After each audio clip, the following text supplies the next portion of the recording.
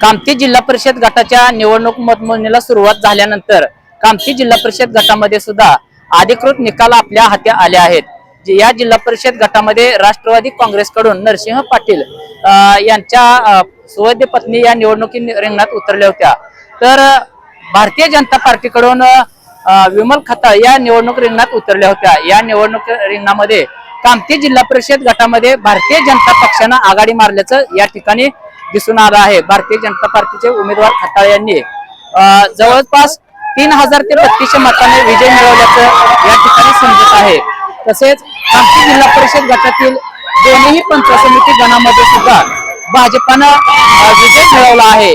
या ठिकाणी भारतीय जनता पार्टीच्या कार्यकर्त्यांमध्ये मोठ्या प्रमाणात उत्साह असल्याचं सुद्धा या ठिकाणी दिसून येत आहे।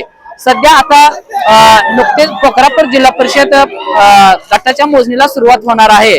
तर पोखरापूर जिल्हा परिषद गटाची मोजणीचे निकाल हाती आल्यानंतर आम्ही तुम्हाला लगेच अपडेट देऊ। तुर्तास लोकमुद्रा न्यूज साठी सोमनाथ मुसांडे, मोहोळ।